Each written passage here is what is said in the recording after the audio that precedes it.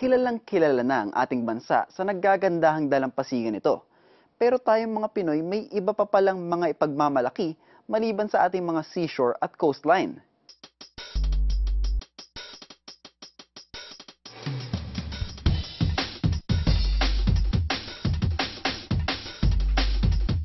Ang Pilipinas, punong-puno ng magagandang tanawin na dito lamang makikita.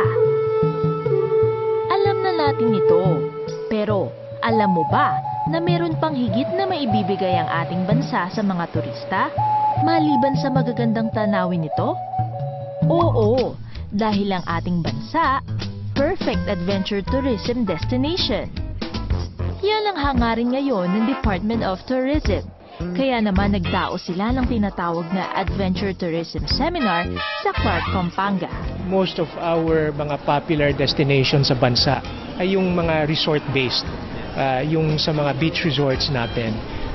But yung objective kasi natin is to bring mainstream tourism to the other areas sa bansa natin. Ito yung global market segment na pwede nating ma-develop outside of our beach resorts. Yung adventure tourism, tatlo yung components physical activity, environmental interaction, and then yung community immersion. Yung tatlo na yan, pwede yan sa atin sa mga rural areas natin in the interior. So, through this program, yung tinatarget natin, the numbers of tourists going sa mga beaches natin, yun rin yung mga number of tourists na pumupunta sa interior ng Pilipinas. Mga tour operators sa iba't ibang panig ng bansa at pati na rin mga representatives ng iba't ibang local government units ang dumalo sa seminar.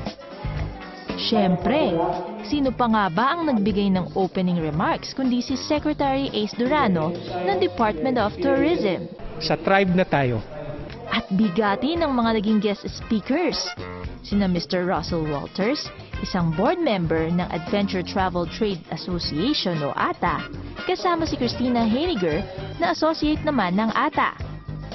Kanilang ipinaliwanag kung ano ang mga maaari pang gawin ng mga tour operators at pati na rin ng ating local government para lalo pang mapagyaman ang ating tourism industry.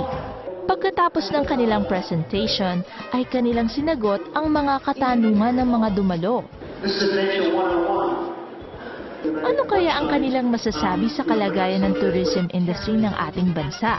This is a first step. I think you've got to go through this first step. We've got to have I mean, we like to say a bit storming, norming, performing.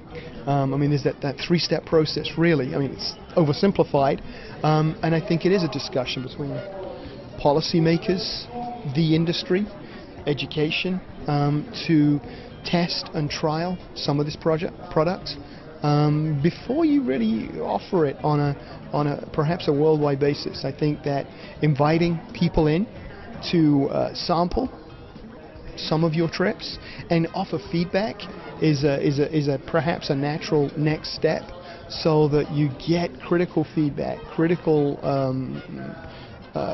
information shared with local cultures, local peoples, and use that as a building block to the next step. Certainly, there's the potential to attract millions of people here, and I think the greatest opportunity for the Philippines is to manage and balance their use of these natural resources with the people who will want to come see it. So in certain places, you'll have environments that can't sustain hordes of people, and that, I think, is the opportunity and the challenge for the Philippines. It's not going to be whether you can attract people to come here, because you certainly can. It will be whether you can manage that use. Pinaunlakan din ni Sir Russell at Miss Christina ang katanungan ng mga media sa isang press briefing kung saan sinamahan sila ng ilan pang tourism experts. Kilala niyo ba siya? I'm Leo Oracion, sa tribe na tayo. Siya si Leo Oracion, isa sa mga Pinoy na umakyat sa Mount Everest. Dumalo siya sa Adventure Tourism Seminar para ipakita ang kanyang suporta sa industriya ng turismo sa bansa. It's booming na right now, kaya it's the right time to promote yung mga adventure tourism natin. Kasi globally, ang mga tao hindi na nagpupunta sa mga cities eh. They want to go outdoor, they want to do something else like trekking, basta related in strenuous activity. Malaki ang tulong na nagagawa ng mga seminars na gaya nito para lalo pang mapaunlad ang ating bayan. Yung challenge na lang natin as a nation is to use these blessings, to use this wealth to benefit as many Filipinos as possible. Itong tourism is one of those ways that we can make use of these blessings. Sana ay gawin rin natin ang ating maliit na magagawa, gaya ng pagpapanatili ng kagandahan ng kapaligiran, para kahit na susunod na henerasyon ay makinabang sa kagandahang taglay ng ating bansa.